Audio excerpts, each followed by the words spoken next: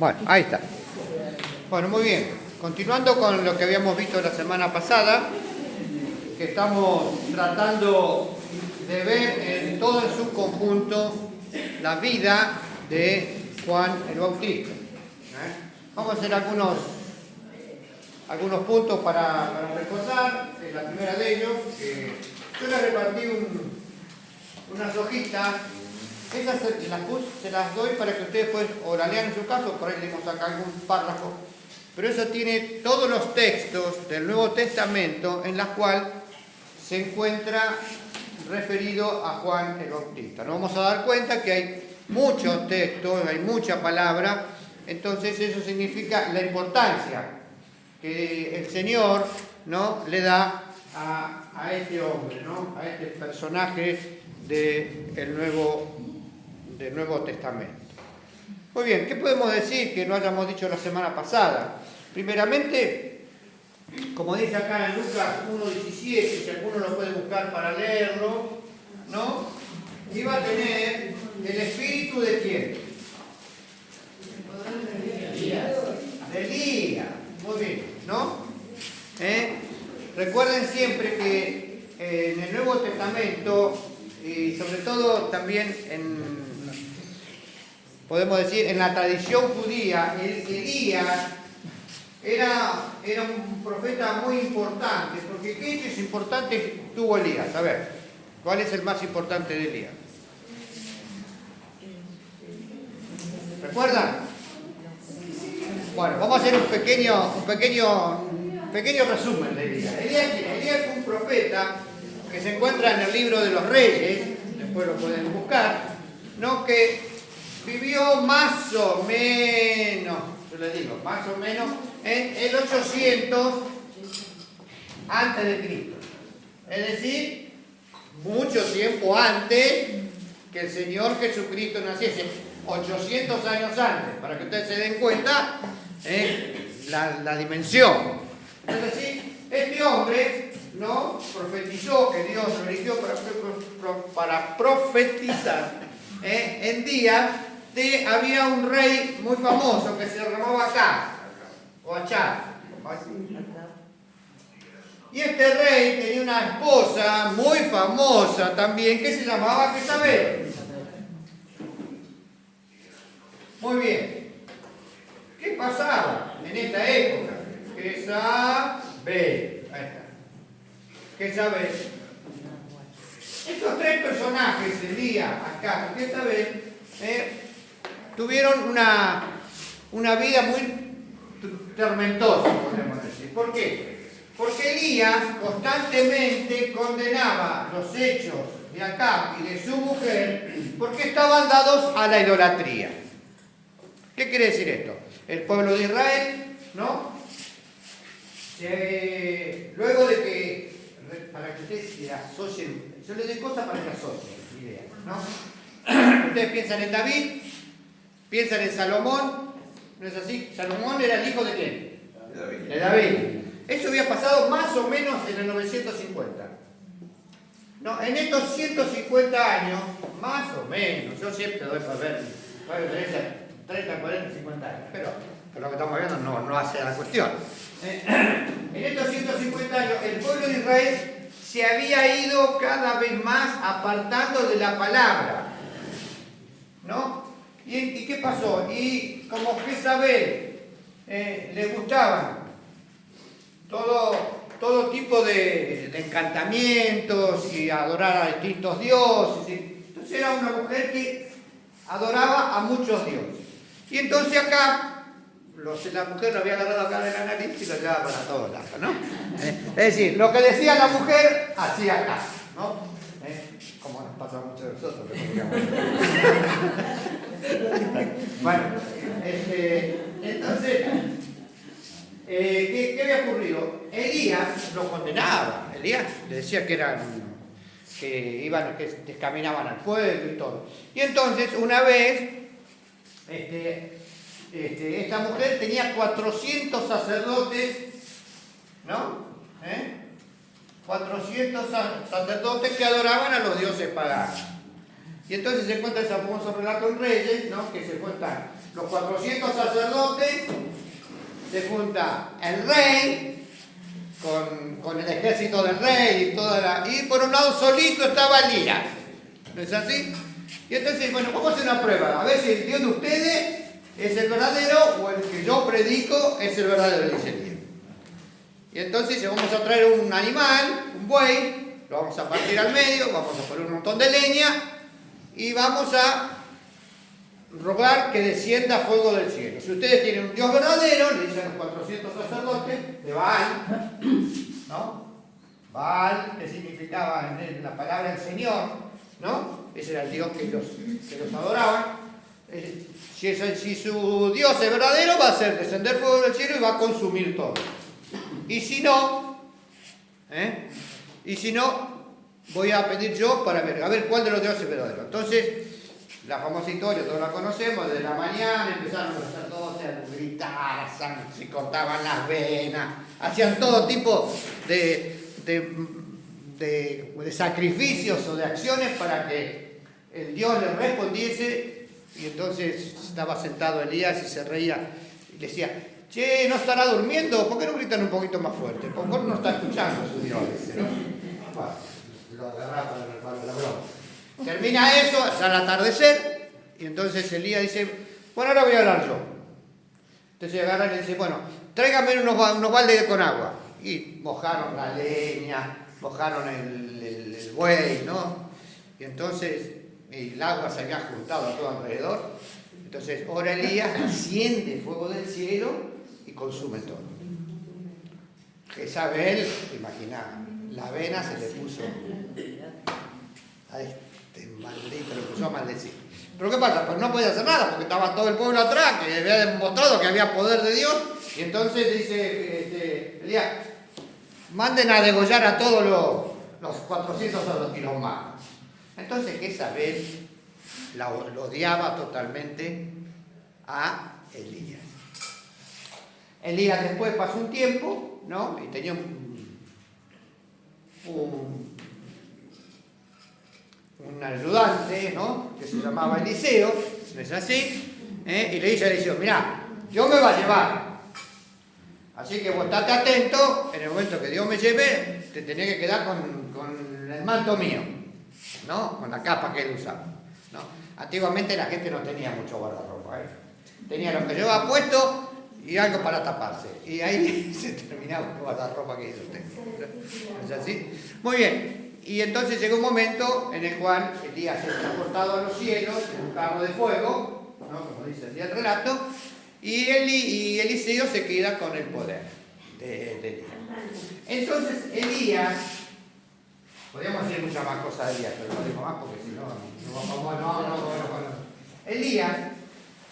Elías estaba podemos decir, en la cultura popular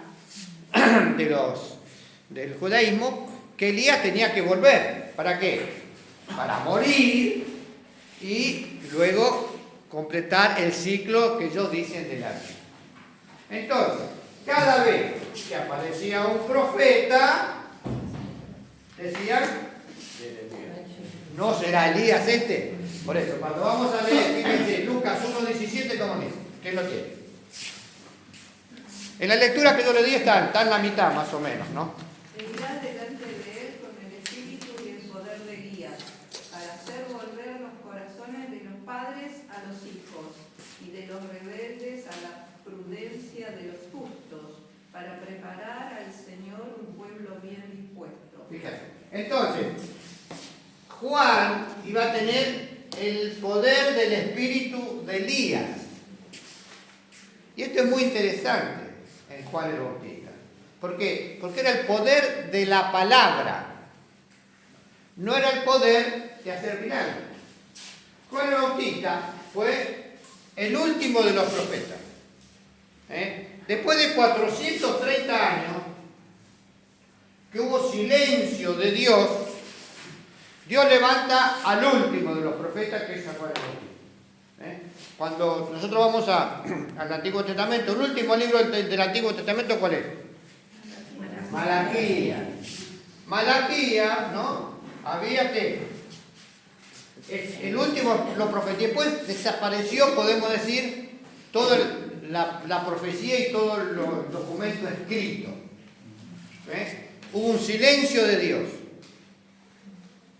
Cuando nace Jesús, 6 meses antes que comience el ministerio de Jesús, ¿no? Porque la diferencia de edad que había entre Juan el Bautista y el Señor Jesucristo eran ¿cuántos? 6 meses. ¿Eso es donde lo sacamos, el relato? Lo sacamos del relato de Lucas capítulo 1, cuando María va a visitar a Elizabeth, que era su pariente, ¿no es así? Y por eso entre Juan el Bautista y Jesús eran primos, aunque no se veían nunca, porque recuerden, en la antigüedad es muy difícil trasladarse. La gente la mente vivía y se moría en el mismo lugar. No era que andaban tomándose el Uber de acá para allá porque no había comodidad. Muy bien. De así, ¿no? Que cuando hay en Lucas capítulo 1, cuando el ángel se le aparece a Zacarías, que era el papá de Juan el Bautista, le dice que Juan el Bautista iba a tener el poder de Elías. ¿De qué? De convertir. ¿Qué significaba? La predicación, Elías tenía una predicación muy poderosa, Juan el Bautista tenía una predicación muy poderosa, ¿no? Y él predicaba ¿en dónde? En la ciudad en el desierto. ¿Qué quiere decir el desierto? El desierto, cuando dice, no es el desierto que es todo arena, si bien las regiones de Judea son bastante áridas, ¿no? Él predicaba cerca del Jordán, donde había cierta vegetación. ¿No es así? Y entonces él vivía allí, vivía una vida muy solitaria, ¿no es así? ¿Se acuerdan? La semana pasada le di que vivía aparentemente con la colonia de los esenios, ¿no es así? Que era un grupo religioso que vivía apartado de la sociedad, ¿no es así? Entonces Juan tenía un poder y la gente dice que salía a ver. Tenía una palabra, entonces la gente salía a escuchar el mensaje de Elías. Y Elías tenía un mensaje, la tengo con Elías. Y Juan el Bautista tenía un mensaje bastante duro, ¿no? Le decía generación de víboras, que nos enseñó a escapar de la ira de Dios, arrepiéntanse. Y la gente se arrepentía y qué cosa, y se bautizaba. Si nosotros leemos ahora en Lucas 3:36, lo borré, ¿no? ¿Cómo? Creo que es Lucas 3:36. A ver, busquen. 3:16. 3:36.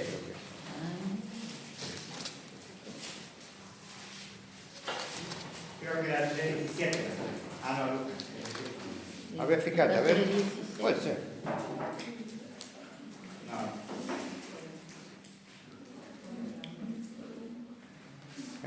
¿Lo encontraron o no? Usted puso 3:16 y ahí dice, respondió Juan diciendo a todos, yo a la verdad os bautizo en agua, pero viene uno más poderoso que yo. Ahí está. Sí, así sí. De quien no soy digno de desatar la correa de su calzado, él os bautizará en Espíritu Santo y fuego. 3:16. 3:16. Bueno, Lucas 3:16. 3.16. ¿Cuál era? Él tenía un bautismo del arrepentimiento. La gente se arrepentía de sus pecados y se bautizaba como un símbolo de un profundo arrepentimiento. Pero hace ahora una salvedad. ¿Cuál es la salvedad? Que detrás de él, ¿quién venía? Detrás de Juan el Bautista, ¿quién comenzó a predicar?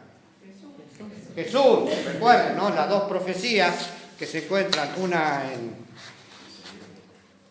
en Malaquías, ¿no es así? Y la otra, creo que lo había anotado, pues yo me olvido, ¿ves? Acá está.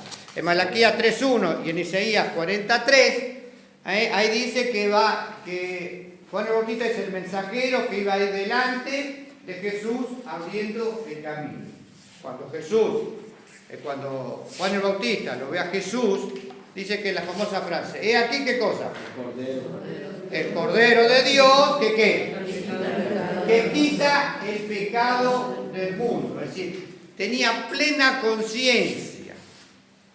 Tenía plena conciencia Juan el Bautista de que de la obra sobrenatural que iba a ser el Señor Jesucristo, de no solamente generar un bautismo de arrepentimiento, sino generar un evangelio de la transformación de las personas. Por eso que quita el pecado del mundo. Muy bien. Elías, Juan el Bautista, ¿no? Juan Bautista predica, y entre todas sus predicaciones podemos decir, yo la semana pasada dije que había predicado 6 meses, no se sabe bien cuánto se predicó. Yo me confundí, dije 6 meses era la diferencia de edad entre los dos, pero pudo haber predicado entre 6 meses y aproximadamente 1 año y medio, quizás 2. Y había, en un momento, había una predicación simultánea. Por un lado estaba la predicación de Juan el Bautista y por otro lado estaba la predicación de Jesús. ¿Pero qué? Pero Juan el Bautista decía, presten atención, ¿a quién? Al que viene, al otro profeta que está detrás de mí, que es Jesús. Él es el enviado, el Mesías, porque dice acá el texto, que los iba a bautizar ¿en qué? En Espíritu Santo y fuego. La diferencia entre un bautismo y el otro bautismo, ¿no es así? Vamos a hacer alguna salvedad. Cuando uno se bautiza, se sumerge en agua y sale, ¿se produce algún cambio importante en la persona? No. Es simbólico. Es un símbolo. Yo siempre le conté mi experiencia, ¿no? Yo tenía, cuando me bauticé, 17 años, y decía, bueno, no, que me bautizo, ya, no voy a tener más luchas, se acabaron los problemas, se acabaron las dificultades, voy a ser una nueva persona, hoy me bautizo. Y después al otro día seguía siendo el mismo de siempre, tenía los mismos problemas. Pero a mí me grabó el bautismo de la ¿Cómo? Que a mí el bautismo en agua me marcó. Te marcó, muy bien. En el caso mío, hay gente que sí, que genera una transformación espiritual, ¿no? Pero no es el hecho de sumergirme en agua. El hecho está en el significado espiritual que tiene el bautismo. La muerte, como dice San Romanos 6, capítulo 6, los primeros versículos, que uno muere al mundo, a las tentaciones. Pero acá dice que cuando uno se convierte, ¿qué es lo que viene a la vida del creyente? ¿Qué? El Espíritu Santo. El Espíritu Santo. Y esa es la gran diferencia, la abismal diferencia entre el pueblo de Israel del Antiguo Testamento y los cristianos. ¿Por qué? Porque nosotros tenemos lo que llama ya en Efesios la prenda del Espíritu. ¿Qué significa? Dice en Efesios capítulo 1, verso 14, que desde el día que creímos fuimos, ¿qué cosa? Muy bien, sellados con el Espíritu Santo. Dice que es el dice ahí se la zarra, se lo traduzco al castellano, que es el anticipo de la vida eterna, o la garantía. Entonces, nosotros... Pero, ¿por qué hay doctrinas que hablan del bautismo del Espíritu Santo? Vamos a hablar de eso. Hay una corriente religiosa. Bueno, no me deben un cachito, ya está. Hay una corriente religiosa. Vamos a hacer un pequeño relato. Si no me voy, no pregunto. No. Quédese, Él lo bautizará en Espíritu Santo y fuego. Eso hace referencia a qué? A Pentecostés, Hechos, capítulo 2. ¿Qué pasó allí? Ya va Jesús. Desciende el Espíritu Santo. ¿Qué es lo que dice el Señor? Se tienen que quedar en Jerusalén hasta que sean investidos con el poder de lo alto. Hechos 1. Hechos 2, todos los 120 hermanos permanecían en oración ahí en el aposento alto, se produce ese gran trueno y desciende el Espíritu Santo y se le aparece en la cabeza de cada uno una llamita como de fuego. Si bien ahí fue desde el punto de vista visible, pero también hay un fuego invisible. ¿Que cuál es? Que aquello que nos entregamos al Señor, de nosotros en nuestra vida se produce cuando hay una profunda entrega a Él, es lo que se llama el fuego del Espíritu, esas ganas de servir al Señor, de estar sometidos a Él, ¿no? Y eso ahí, como dice la palabra del sembrador, a 100, a 60 y a 30. ¿Qué quiere decir eso? Que no en todos es igual. Y si yo no tengo, entonces yo no tengo el poder de Elías, no soy cristiano. No. Quédense tranquilos. Lo único necesario para ser hijo de Dios, ¿cuál es? Arrepentimiento y fe en el Señor Jesucristo. Después va a haber cristianos de todo tipo. Los que somos muy fieles, no hace caso, los que leemos todos los días la Biblia, los que oramos 3 o 4 horas por día. Y después los terrenales, que somos nosotros, ¿no? Que vamos a la iglesia, que leemos un poco, que oramos un poco y que oramos mucho más cuando estamos enfermos. ¿No es así? Y ahí nos agarra el espíritu de oración. ¿No es así? Y tenemos una vida cristiana de característica normal. A veces, cuando tenemos un impacto de Dios, hay mayor fuego, mayor esperanza, como la bonita oración que hizo Nancy, ¿no? De reconocer la bondad de Dios en la naturaleza. ¿Es así? Y entonces, ahora vuelvo a volver. Acá en Hechos 2 se produce el cumplimiento del descenso y lo que llamaron el bautismo del Espíritu Santo. Y después hay 2 relatos más. Uno se encuentra en Hechos 19.1 y se encuentra también en Hechos, creo que es 10:11, con Cornelio. No son los dos lugares, capítulo de Hechos 10, son los dos lugares donde se habla que eran bautizados con el Espíritu Santo. O sea que eso fue algo precisamente para ese momento. Ahí está ese aspecto histórico que muestra el descenso del Espíritu Santo a los judíos y el descenso del Espíritu Santo a los gentiles. Por eso el Señor Jesucristo le dice allá en Mateo 16 a Pedro, ¿qué le dice? A ti te daré la llave, ¿qué cosa?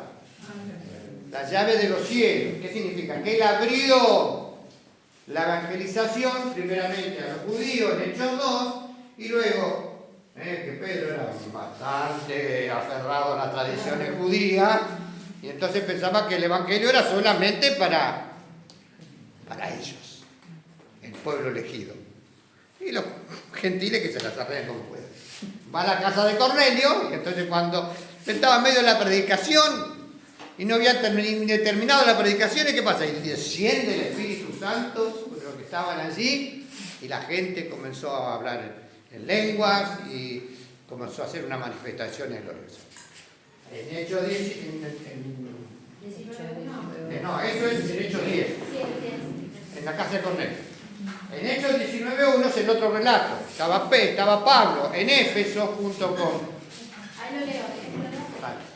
Aconteció que entre tanto que Apolo estaba en Corinto, Pablo, después de recorrer las regiones superiores, vino a Efeso y hallando a ciertos discípulos le dijo: ¿recibiste el Espíritu Santo cuando creíste? Y ellos le dijeron: pero ni siquiera hemos oído si hay Espíritu Santo. Entonces dijo: ¿en qué fuiste bautizado? Ellos dijeron: en el bautismo de Juan. Juan el Bautista. Dale, seguí. Dijo Pablo: cuando Juan bautizó con bautismo de arrepentimiento,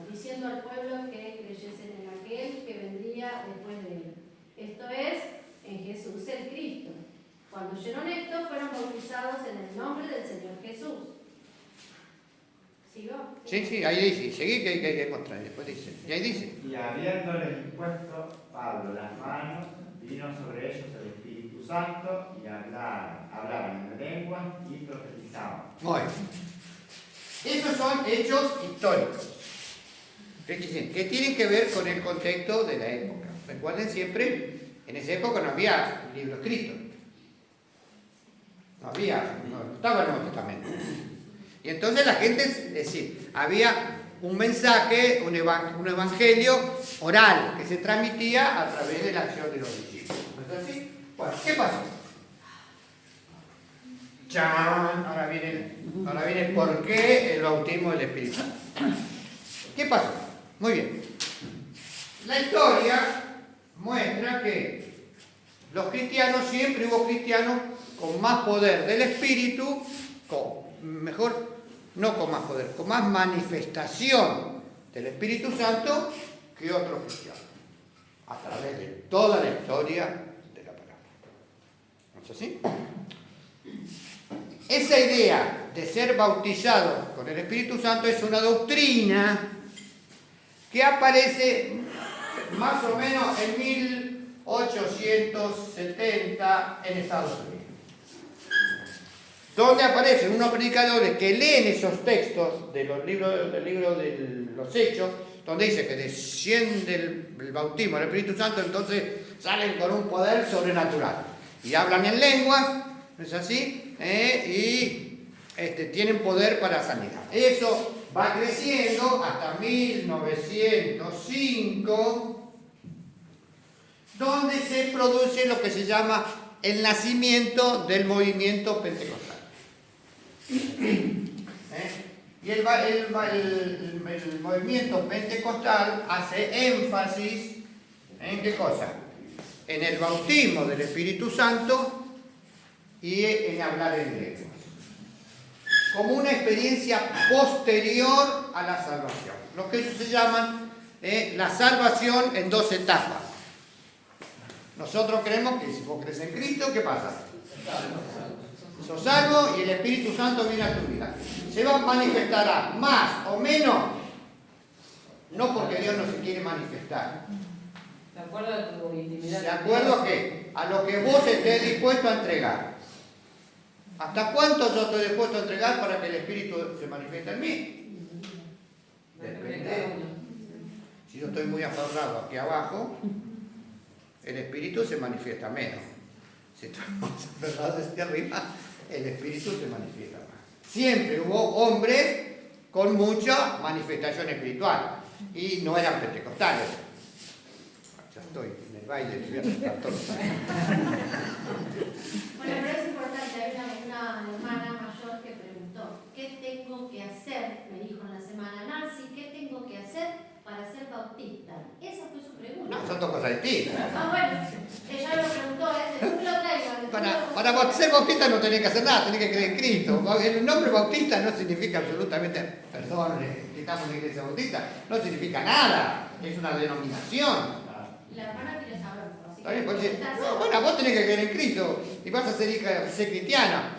Cristiana puede ser que vas a la iglesia católica, cristiano que vas a la iglesia pentecostal, cristiano que vas a la iglesia bautista, presbiteriana, y así podés poner. Mientras que la base sea el arrepentimiento. Es decir, mientras vos experimentes el arrepentimiento y la fe, sos salvo. Tristemente, hay menos posibilidades que una persona experimente la salvación en la doctrina católica. ¿Por qué? Porque ahí la gente piensa que la intercesión de los santos, la Virgen y todo eso impide una experiencia de completa confianza y fe en Jesucristo. Y aparte dicen que aparte vos, para salvarte, de poner la fe en Jesús, tenés que hacer buenas obras. ¡Chan! Que dice allá, cuando Chan es un cortocircuito. ¿Qué significa? Vos vas a leer a Efesios capítulo 2, verso 8, dice, por gracia sois salvos por la fe, no por obra, para que ninguno... taxativo. ¿Qué quiere decir que es taxativo? Que no da lugar a otra interpretación. Volviendo, rebobinamos. Pero no está mal portarse bien. ¿Qué? No está mal portarse bien. No, son dos cosas distintas. Eso va a ser un El otro son el fruto del Espíritu Santo. Cuando nosotros nos convertimos y ponemos la fe en Jesucristo, por supuesto, nosotros tenemos que mostrar ahora una vida cristiana. Entonces, si yo soy un cristiano y sigo viviendo como vivía antes y no cambié absolutamente para nada y sigo insultando al que se cruza en la calle, me quedo quedando con aquello que algún vueltito que pasa por ahí, me quedo tengo la vida como tiene la gente no cristiana. Si no doy ningún fruto, no tiene que ponerse a creer realmente hijo de Dios. El que es hijo de Dios, ¿qué pasa? El espíritu que está dentro tuyo, ¿qué es lo que hace? Nada, se está metiendo la pata, hermanito. Estás cometiendo pecado, no podés, estás ofendiendo a Dios. Entonces el Espíritu Santo que está dentro tuyo te redarguye. Eso es la prenda del Espíritu cínico. Pero después te doy una pausa a vos, Jesús. Sí. Quería agregar, me apasiona el tema del Espíritu Santo, a mí me gusta mucho. Y leí un libro que se llama El bautismo del Espíritu Santo justamente. Y creo que a veces por tener miedo de caer en falsas doctrinas, no buscamos la llenura del Espíritu. No. Pero es algo que tenemos que buscar en el largo. Claro. Si los discípulos en una parte le dicen, cuando tenían que buscar servir las mesas, dice, vayan y busquen varones llenos del Espíritu. Digo, ¿cuánto más si para servir las mesas tenemos que estar llenos del Espíritu Santo? ¿Cuánto más para hacer cualquier tarea dentro de la iglesia para el Señor? Tenemos que anhelar y no tener miedo en caer en falsa doctrina. No, estoy plenamente de acuerdo con vos. Es decir, yo puedo aclarar eso, ¿no? Así, bueno, Jesús, ¿qué es lo que quería decir?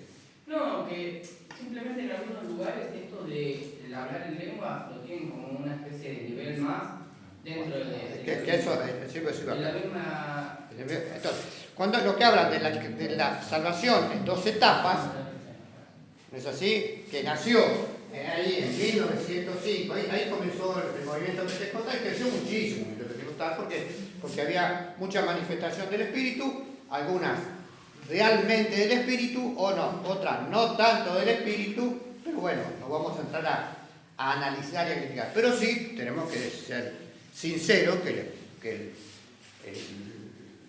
los grupos pentecostales crecieron muchísimo y se evangelizaron muchísimo y ellos la doctrina de la salvación la tienen bien. Ellos hablan de arrepentimiento y fe y hablan de una segunda etapa en la cual el cristiano tiene que buscar ahora lo que ellos llaman el bautismo del Espíritu Santo. ¿Qué dice? Palabras más, palabras menos. Dice, vos tenés que ponerte a orar.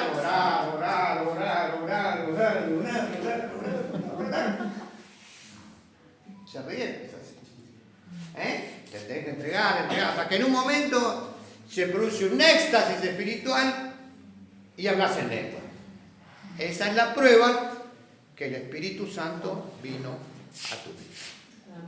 Perdón, Ignacio, pero lo que quería decir sobre todo es que en muchos lugares hay muchas personas que como no tienen la supuesta manifestación del Espíritu porque no hablan en lengua, se terminan desilusionando y dejan de ir a la iglesia porque creen que nunca van a llegar a ese Claro.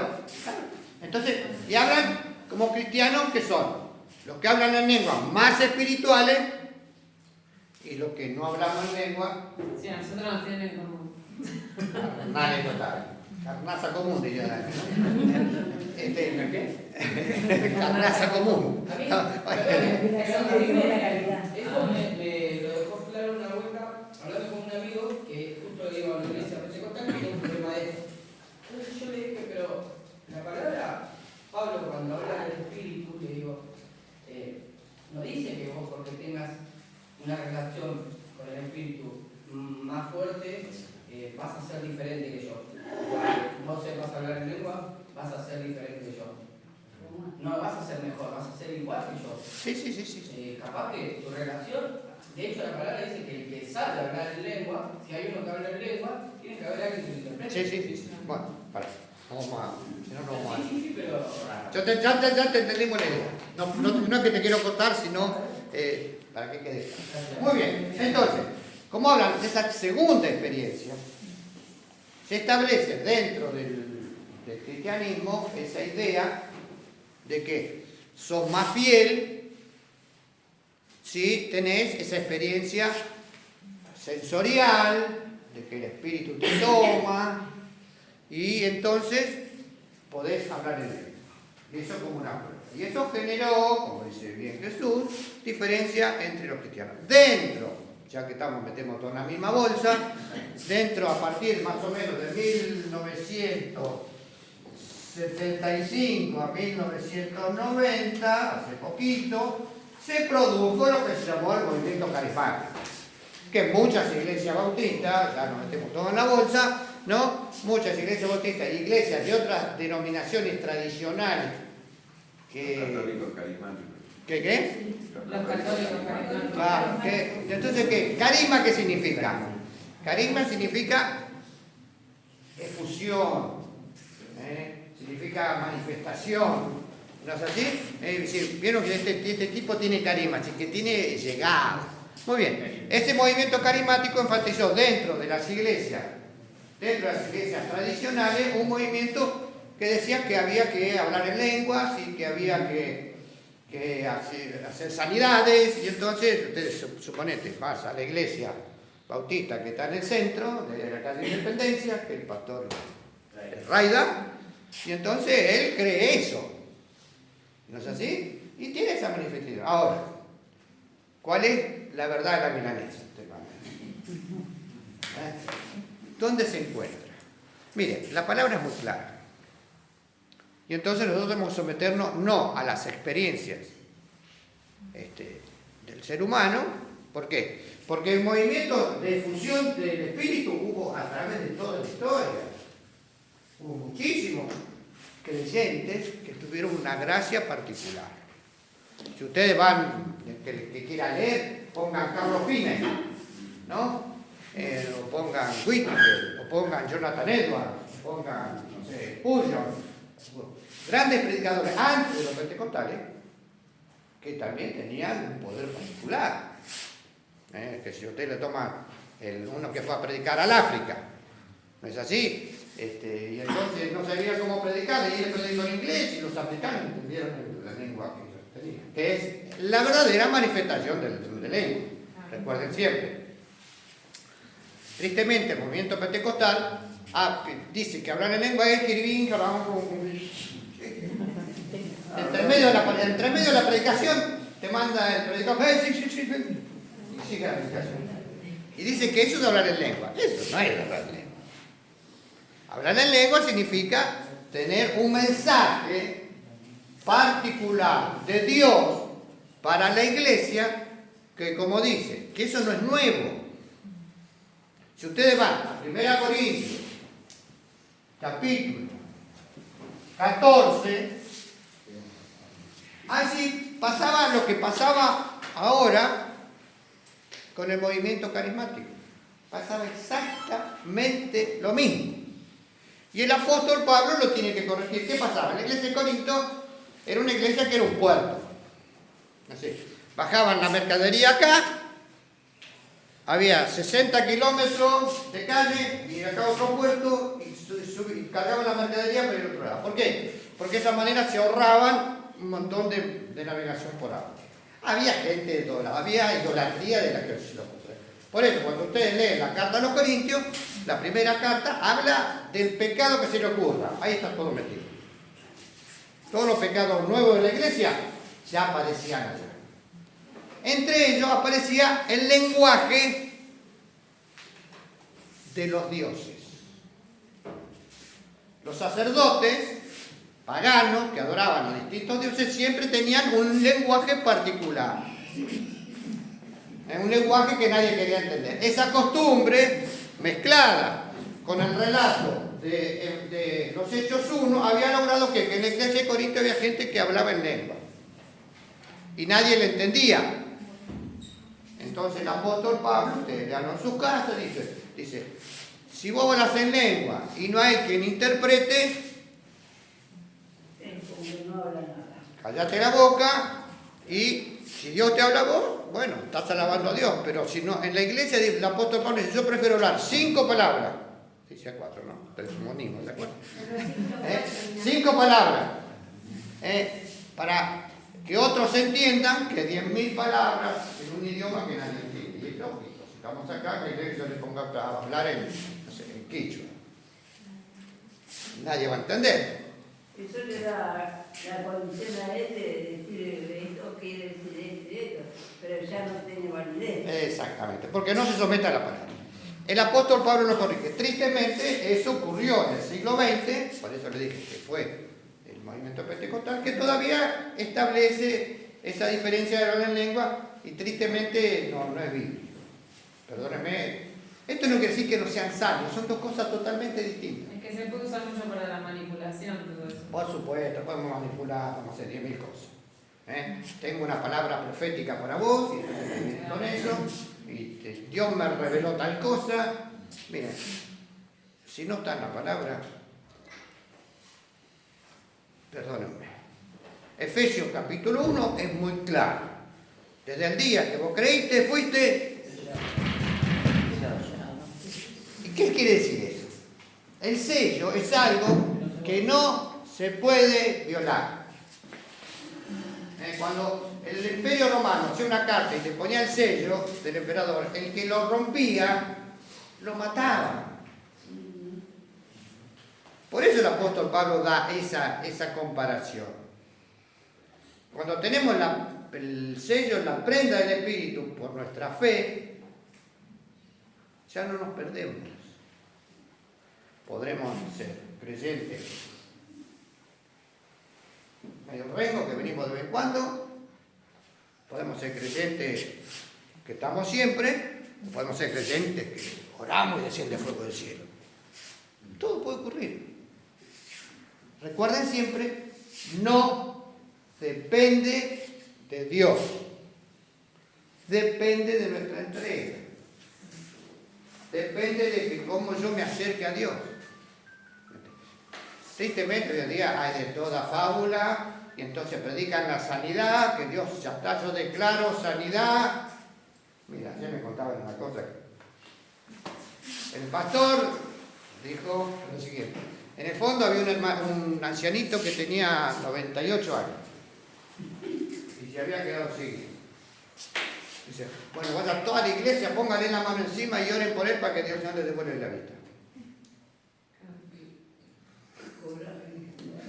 ¿Qué ves? Ya es una cuestión física. Que puede ser milagro, lo puede hacer, pero no tiene objetivo el milagro. Recuerden, los milagros siempre tienen... Y aún, a veces hay milagros que se producen en la gente no creyente. Recuerden siempre, el Señor Jesucristo sanó a cuántos leprosos. 10. ¿Y cuántos se convirtieron? Uno. Entonces, la sanidad no es señal de conversión tampoco. Yo no estoy diciendo que no hay sanidad. No estoy diciendo que no oremos por los enfermos. No estoy diciendo que no pongamos fe. Todo eso puede ser. Y todo eso ocurre y yo he visto milagros de sanidad. Ahora, no te puedo decir que todos los que estamos acá, si estamos enfermos, vamos a ser sanos. ¿Por qué? Porque cuando el Señor Jesucristo predicó, a algunos, había mucha gente enferma, a algunos sanó y a otros no los sanó. No sanaban todos. Recuerden siempre, hay un texto que después lo podemos ver. Pero sí, pero yo no estoy negando, tristemente, lo que ocurre, que si yo te prometo sanidad, te traigo a la iglesia por sanidad y vos no te sanás, ¿qué pasa? Es que cuando no pasa, se le echa la culpa a la persona diciendo que no tiene fe. Peor todavía. Entonces... Peor todavía. ¿Por qué peor todavía? Porque la persona... Claro, yo soy el culpable de que no me sano. No. En cierta forma, sí.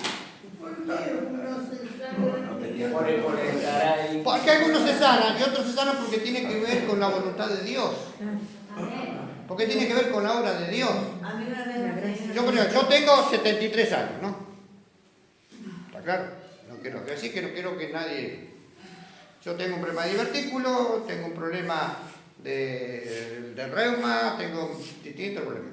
Es lógico que cuando yo pase los 70, la bisagra empiecen a ponerse mal. ¿No es así? Y yo puedo orar para que el Señor me sane. Y a veces no me va a sanar. Voy a tener que padecer la enfermedad ¿hasta cuándo? Hasta que el Señor me llame. Pero, por ejemplo, perdón. Ahora, puede ser que yo ore con fe y me sane. Pero eso tiene que ver con la voluntad de Dios, con la obra de Él. Entonces, De la soberanía. con la soberanía de Dios. A mí una vez una señora me dijo que no Sí. venía de iglesia porque yo veía a mí que nosotros siempre defendíamos la presencia en la iglesia y no me sanaba. ¿Cómo? Ella no venía a esa iglesia porque yo siempre defendía y venía a esta iglesia. Pero yo le digo, yo no voy a Como ella no se sanó, no viene a la iglesia porque no cree, entonces, como ella viene siempre a la iglesia y no se sana, entonces ella no viene porque eso le muestra. Imagínate el apóstol Pablo. Imagínate el apóstol. Sí. A ver, sí, dale, sí. Con respecto a lo que estamos hablando, quería recordar lo que Dios le respondió al apóstol Pablo, que por necesidad de Justamente iba a decir eso. basta que mi gracia y mi poder se perfecciona en la debilidad. En la flaqueza. Somos débiles y Dios trabaja en nuestro corazón. Claro. Mientras nos creemos superpoderosos, Dios no puede trabajar. Claro.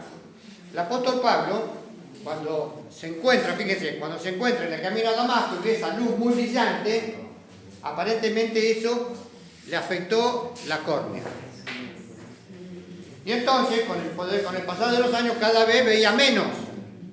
Entonces, cuando escribía la carta, dice, fíjate con cuán grande letra te escribo, porque no veía. Y aparte le dice, cuando dice creo que a los Gálatas o a los Filipenses, que ustedes me amaban tanto que se hubiesen sacado los ojos para dármelos.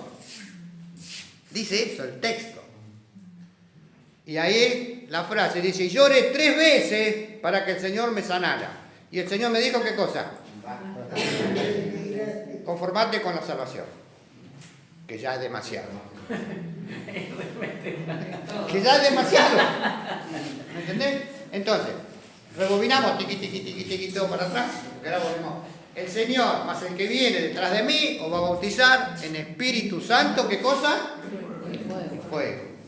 Y el fuego no se refiere a que te va a dar un poder, porque todos queremos tener poder. Queremos tocarte.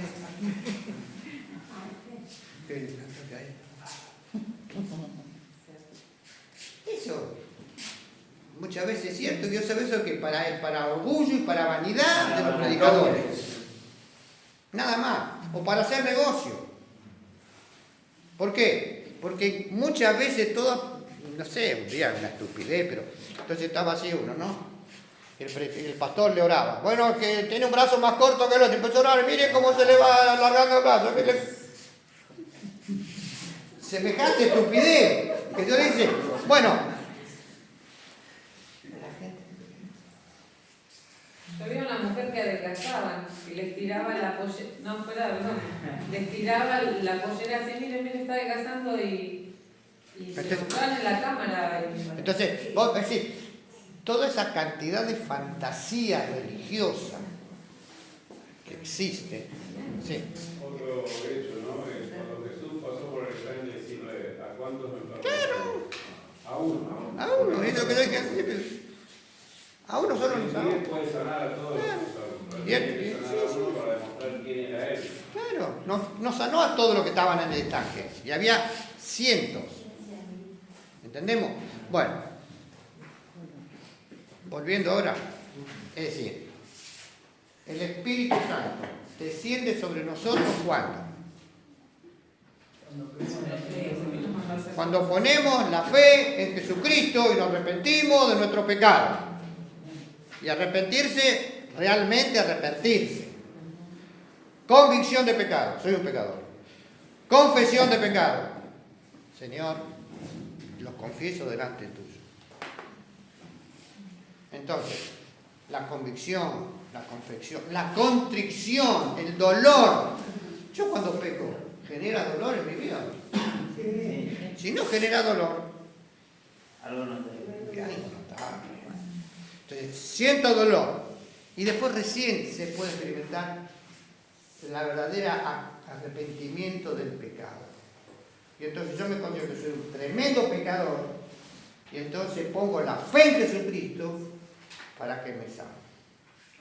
Y yo cuando me pasó eso a mí, que yo ya el pastor venían predicando, yo cada vez que hablaba, yo tenía 14 años, un chiquilín, pero ya sentía que vivía a veces alejado de Dios. Y entonces me acuerdo ese día que el pastor predicó eso y yo tenía tanto peso por el pecado que puse la fe en Jesucristo y me liberó de la carga. Y a partir de ahí comencé a sentir la voz de Dios, ¿dónde? En mi corazón. Por supuesto, no encendió fuego, no sané a nadie, no hablé en lengua, pero les puedo asegurar que el Espíritu nunca se apartó de mi vida. Y me ha hablado muchísimas veces. Y las veces que no me ha hablado, ¿saben por qué? Porque yo estaba en otra. Porque el radiante habla, pero uno no lo escucha. No, pero a veces no te puede hablar, porque vos estás en otra situación. Yo me estaba metido en mis cosas, en lo que a mí me gustaba, en lo que a mí me interesaba. Y entonces me fui apartando de Dios. Una época en mi vida, fíjense, yo estoy muy testimonial. No sé qué quería que le contestara. Anotar que no quiero contestar. Yo me acuerdo que entre los 30 y pico, 32, 33, ¿no? Había una obra acá en José Paz, y entonces el pastor iba a la iglesia de Martín Coronado, no a la iglesia bautista Martín Coronado, sino a otra iglesia, y entonces ahí el pastor dice, bueno, hay que atender la obra, y todos querían que yo fuese. Y dije, yo no puedo ir porque yo trabajo, yo no puedo hacer la obra solo. Bueno, mandan a dos, que cuando lo eligieron a los dos que mandaron, esto va a ser palillo, dije, bueno. Dicho y hecho, al año se habían peleado. Don Ignacio no tuvo más remedio que ir para allá. Bueno, fíjense. Predicaba el domingo en la mañana. Predicaba el domingo en la noche. Predicaba el miércoles o martes en la reunión de oración.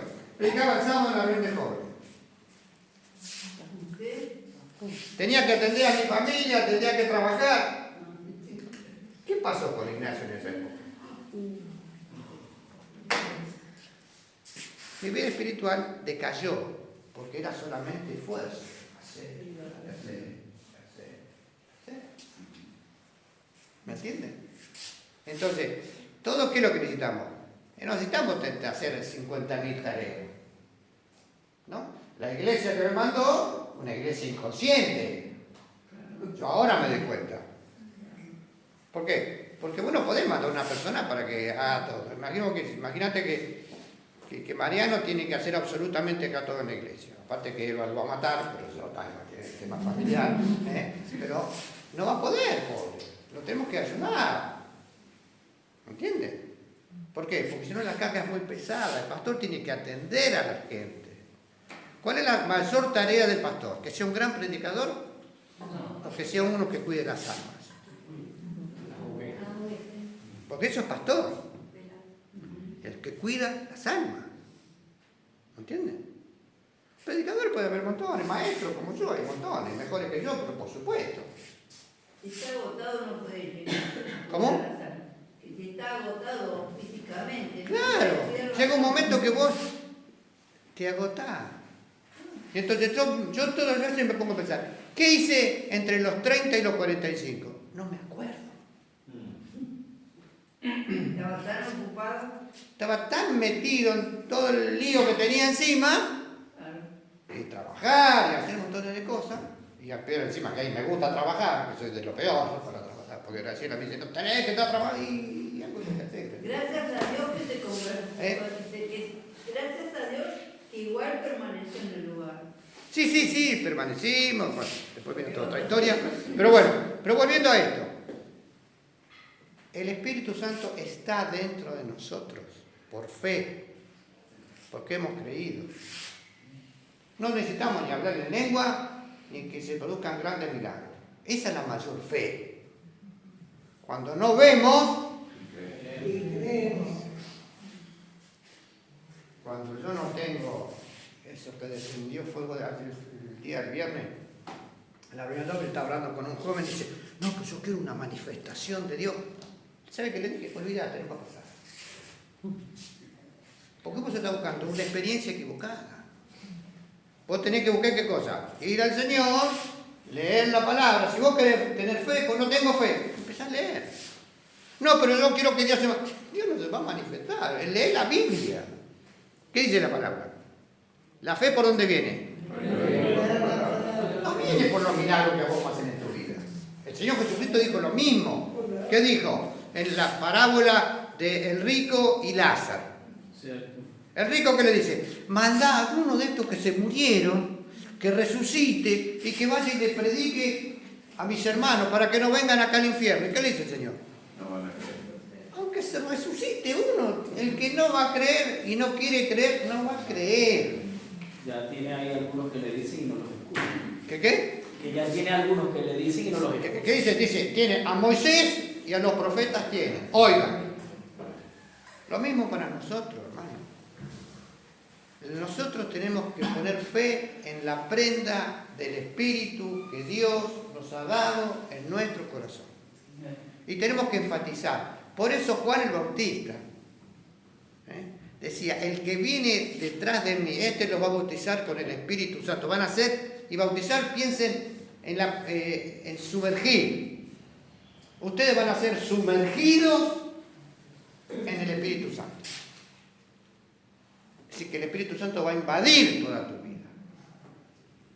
¿De qué va a depender que eso ocurra? ¿De Dios? No. Dios ya lo prometió. Ya está deseando de hacerlo, deseoso de hacerlo. A veces no lo hacen, ¿saben por qué? Porque nosotros no queremos. Porque estamos metidos en nuestras cosas. Porque estamos metidos en nuestros problemas, en nuestras dificultades. Si vos querés perder un cambio profundo en tu vida, comenzá a orar. Para que el Espíritu se manifieste. ¿Y sabe qué pasa? En un momento el Espíritu se va a manifestar. Es decir, lo tenés adentro y vos le vas a dar libertad para que se manifieste. Eso va a ocurrir. Porque ocurrió siempre a través de toda la historia. Por eso dice, por eso tengo que aprender la palabra. ¿Qué dice? Hebreos capítulo 12, versículo 1. Teniendo en derredor nuestro una tan grande nube de testigos. ¿Qué quiere decir eso? Que nosotros tenemos atrás nuestro ¿saben lo que es una nube? Formada por millones y millones y millones de pequeñas gotitas de agua. Que son tan chiquititas que flotan. Y cada esa gotita es un creyente, eso quiere decir. Entonces tenés una inmensidad de creyentes. Cuando uno mira hacia atrás, por 2000 años, infinidad de creyentes que han puesto la fe en Jesucristo y experimentaron verdaderas transformaciones. Porque el Espíritu Santo se manifestó en ellos. Entonces en nosotros puede ocurrir exactamente lo mismo. Juan el Bautista lo decía, yo te bautizo en un bautismo de arrepentimiento a futuro. Cuando Cristo venga, va a predicar un bautismo de transformación en el cual vas a ser inmerso en la gracia del Espíritu Santo para que el Espíritu Santo haga un cambio profundo en tu vida. ¿Entendemos? Y eso depende no de Dios. Depende de nosotros que lo experimentemos. Y para terminar, porque me queda un minuto de vuelta, lo dejamos para la semana que viene, a Juan el Bautista, ¿no? Al final yo quería, vamos a leer Efesios 2,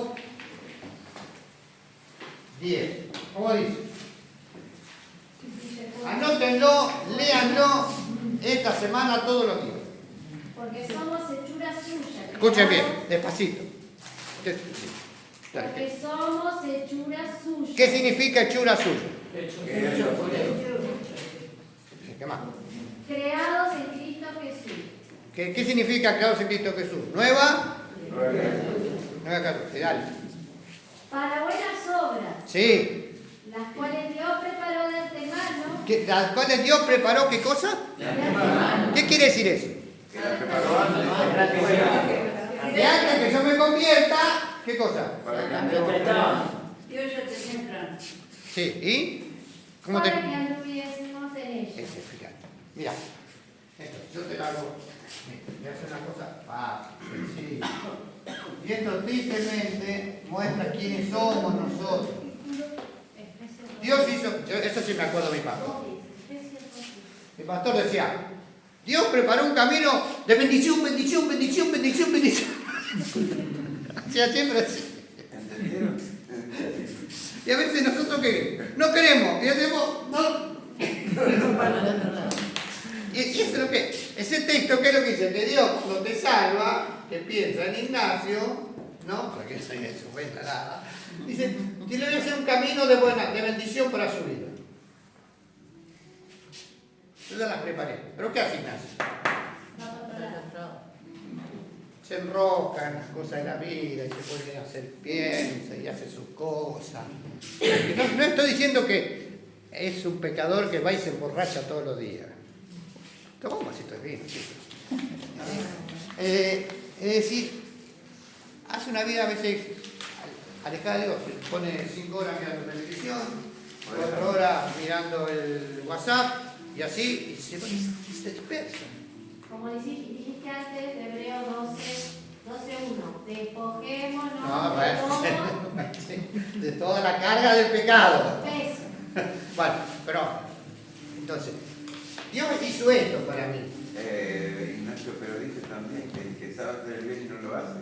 Por eso, Es ya es. pecado, por eso Bueno, toda la carga es. no, pero yo voy a esto. Yo voy a que Dios, yo quiero que entendamos que Dios ya hizo para nosotros un camino de bendición. Nosotros lo vamos a disfrutar o no. Pero no depende de Dios. Depende que nosotros estemos dispuestos a qué? A buscarlo. Señor, muéstrame. Y cuando dice muéstrame, no piense. Todos pensamos que va a venir el ángel del cielo, se va a abrir, y no, tenés que hacer eso. No va a pasar eso. Lo que va a pasar es que vos tenés que ponerte a orar, tenés que ponerte a leer la palabra, y tenés que buscar la paz de Dios en tu corazón. Y en esa paz, el Espíritu te habla y te va mostrando el camino. Y aparece, y la bendición no significa ni riqueza, ni salud eterna, porque no tenemos que morir, perdónenme, ni prosperidad en todos los... No, significa qué cosa, que el Espíritu se manifiesta en vos y eso te da una paz por encima de a veces las cosas que nosotros tenemos o necesitamos. Es lo que le pasaba a aquella gente que la perseguía. Ustedes vos leíste ahí la última parte de Hebreos, capítulo 11, dice que a vos creyentes, los creyentes de fe que nos avergüenzan a nosotros. ¿Por qué? Porque fueron perseguidos, aserrados, matados, maltratados, de la cual, dice ahí el texto, nosotros no somos dignos. ¿De qué? Porque ellos recibieron una prueba de fe por encima, fíjense, por encima de los bienes. Y hoy en día la predicación es fácil hoy en día. Hermano, salud, dinero y amor. Eso te promete Cristo. Cristo te va a dar eso. En todos los púlpitos vemos eso. Tristemente, la gente va tras eso, va tras esa fantasía y a veces no tiene lo más importante, que es la gracia de Dios en su corazón. Tenés un minuto porque después me retan. No, simple que por ahí con todo eso se olvida que el Señor Jesús dijo que en el mundo tendremos aflicción. Sí. Bueno, espero que nos haya quedado bien el tema del bautismo del Espíritu Santo. Todos los que estamos aquí hemos sido bautizados en el Espíritu Santo. Aunque no hablemos en lengua y aunque no hagamos sanidad. ¿Y los que no vinieron?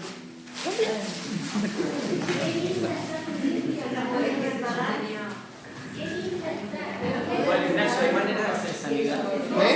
Hay formas de hacer sanidad. Uno va a hacer de alguna manera, lo estás haciendo que no se le impactado la mente, pero eso tiene su efecto.